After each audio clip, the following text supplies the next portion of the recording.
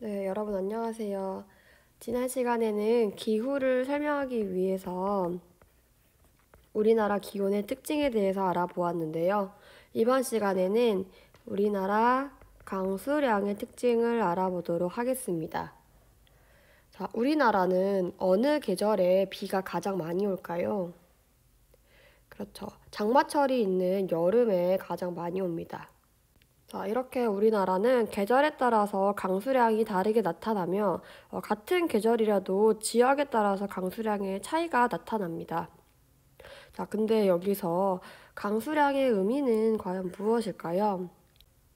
강수량은 비의 양만 포함된 거라고 생각하는 친구들이 있을 텐데 비만 포함하는 것이 아니라 일정한 장소에서 일정 기간 동안 내린 눈이나 비 등 모든 물의 양을 의미합니다. 자, 그렇다면은 교과서 42쪽 지도를 보면서 우리나라 연평균 강수량의 특징을 한번 살펴보도록 하겠습니다. 자, 지도를 이해하기 위해서 우리가 가장 먼저 이해해야 할 것이 있죠. 바로 여기 지도 오른쪽 아래에 나타나 있는 범례입니다. 법률 선생님이 예전부터 얘기했듯이 이 지도에 표시된 어떤 색이라던가 수에 대한 의미를 담고 있는 정보입니다. 범례를 한번 살펴보시면 범례의 색이 파란색으로 진할수록 뭐가 많다는 것을 의미하죠? 강수량이 많다는 것을 의미합니다. 자, 그러면 연평균 강수량이 1400mm 이상인 지역이 어디인지 한번 영상을 멈추고 한번 찾아보세요. 1400mm 이상이라고 했으니까는 이런 색깔이 칠해진 지역을 찾으면 되겠죠. 강릉, 그리고 뭐 서귀포, 남해안 지역 등이 있겠습니다. 자, 그렇다면은 이번에는 연평균 강수량이 1000mm 미만인 지역은 어디일까요?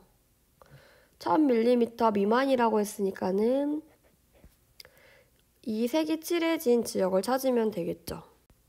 네, 바로 이 중강진을 포함한 이 북쪽 지역이 강수량이 연평균 1000mm 미만으로 내리는 지역입니다.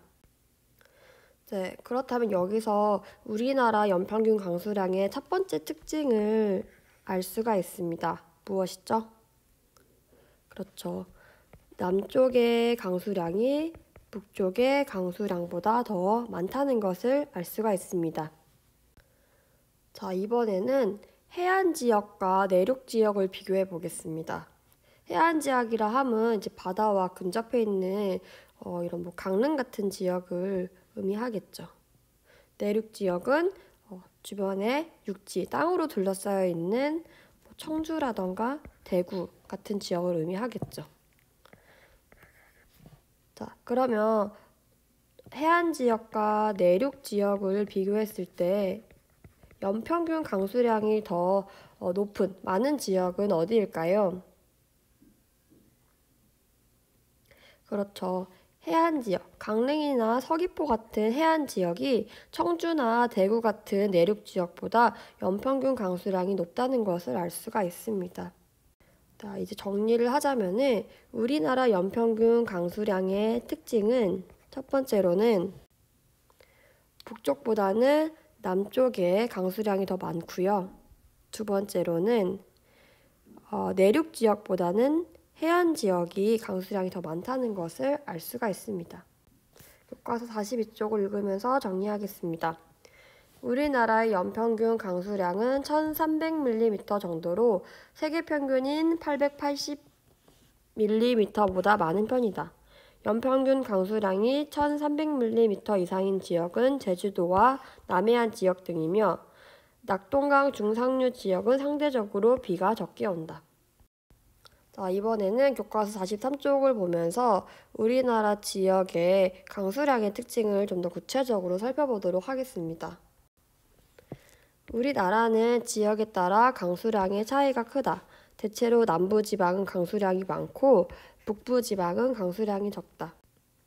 네, 밑에 보시면은 우리나라 여러 지역의 강수 분포를 나타낸 강수량 그래프가 있습니다.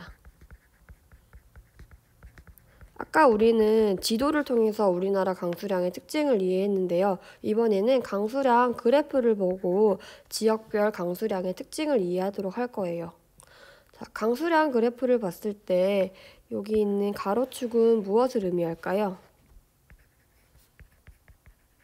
그렇죠. 월을 의미합니다. 1월, 2월, 3월, 4월 월을 의미하고요. 그럼 이런 세로축은 무엇을 의미할까요? 네, 세로축은 강수량을 의미합니다. 단위는 밀리미터입니다.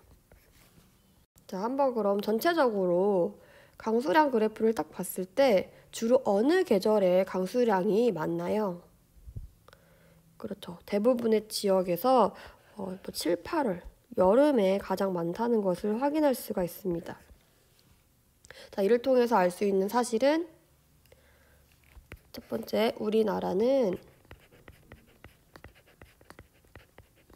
여름철에 비가 많이 온다.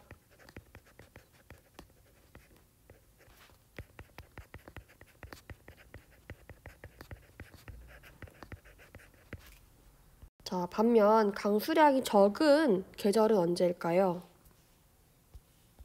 그렇죠. 보통 1, 2월달. 1, 2월달, 1, 2월달. 여긴 좀 특이하네요. 여기는 1월달이 많네요. 그렇지만 주로 겨울에는 강수량이 적다. 근데 특이하게도 울릉도 같은 경우에는 연평균 강수량이 굉장히 고르다는 것을 알 수가 있습니다. 이렇게 다른 지역 같은 경우에는 이렇게 높낮이의 차이가 있는데 울릉도 같은 경우에는 높낮이의 차이가 그렇게 크지가 않죠. 그렇기 때문에 연평균 강수량이 굉장히 고릅니다. 자, 이를 통해서 알 수 있는 사실은 무엇일까요? 네, 울릉도의 겨울에 강수량이 많다는 사실로 보아서 울릉도는 겨울에 눈이 많이 내린다는 것을 알 수가 있습니다.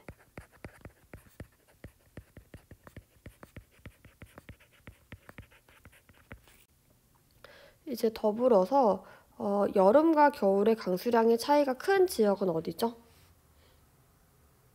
그렇죠. 서울이죠. 서울 같은 경우에는 이 높낮이의 차이가 굉장히 큽니다. 여름과 겨울에 강수량의 차이가 크다는 것을 확인할 수가 있습니다.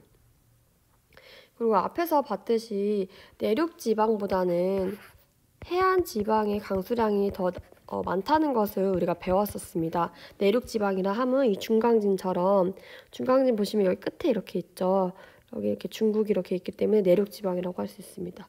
반면 서귀포 같은 경우에는 여기가 지금 주변이 다 바다죠. 그래서 강수량을 비교해 봤을 때 중강진보다는 서귀포 해안 지역의 어떤 연평균 강수량이 더 많다는 것을 그래프를 통해서도 알 수가 있는 것입니다. 그럼 이제 밑에 있는 글을 읽으면서 정리해 보도록 하겠습니다. 우리나라는 계절에 따른 강수량의 차이가 커서 연평균 강수량의 절반 이상이 여름에 집중된다. 여름에는 장마와 태풍의 영향으로 일시적으로 비가 많이 내린다. 제주도와 영동지방, 울릉도 등의 지역은 비나 눈이 많이 내려서 겨울에도 강수량이 많은 편이다. 네, 이렇게 강수량 그래프를 보면서 각 지역의 강수량을 비교하고 비가 많이 내리는 곳, 적게 내리는 곳의 강수 특징도 알아보고 겨울철 강수량이 특이하게 나타내는 이 울릉도 지역도 한번 알아봤습니다. 자, 교과서 43쪽을 보면서 강수량이 우리 생활에 어떤 영향을 주었는지 알아보도록 하겠습니다.